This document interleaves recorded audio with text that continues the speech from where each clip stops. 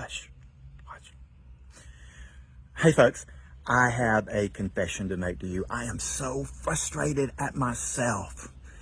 Hello, I'm Eddie Lawrence, and I have a devotional thought for you today. My struggle is that this cupcake seems to have power over me. In Genesis chapter 4, the story of Cain and Abel, murder in the first family, after God refuses Cain's sacrifice, he says, Cain, if you do what's right, you'll be accepted, but if you don't, then sin lies at the door, and its desire is to have you.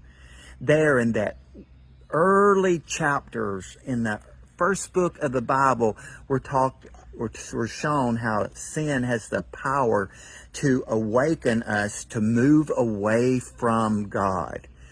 And we can relate to our physical urges and compulsions when it comes to food. See, a couple of days ago, my wife needed to go by the cupcake shop, and she went in and got an assortment of 6, and this is one of them.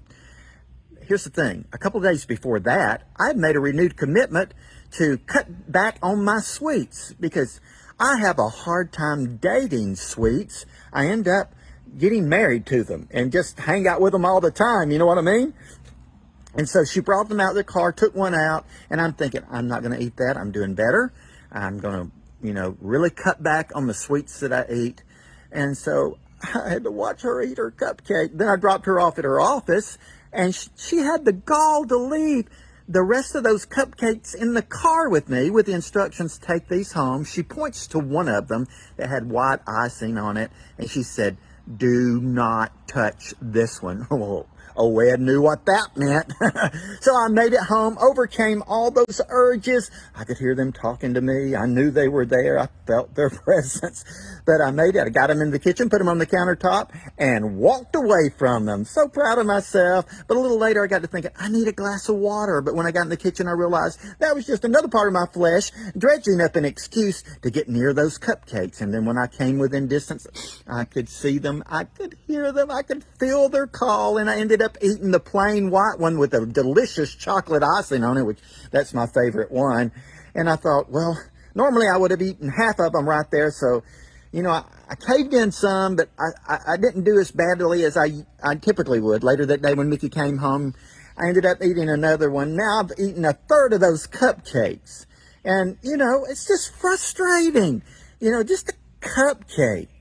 And then sometimes we deal with stuff that, in the real world of everyday living, it's not a sweet little cupcake that you may enjoy, but it can be things that can really get you in trouble and damage your life and damage your relationship. So we need to realize we are in a battle, but we have victory. I'm a preacher of the gospel, and it's embarrassing to say that I believe in the power for God to raise people from the dead. He raised Jesus from the dead. His Spirit lives in us, and yet sometimes I cave in to a sweet little cupcake. I see you there. I feel you there. But you get the message. So we have to keep in tune with the Lord and draw upon the resources that He gives us through His Spirit, because we don't have the power we need to live the life we're called to live. So, Lord, help me with this cupcakes, and you guys can ask me. I'm putting this back in the freezer where it belongs for our grandkids, and I'll be accountable to it for you. So may God give you victory. God give me victory. May we live in victory. Thank you for your prayers, comments, and sharing this post.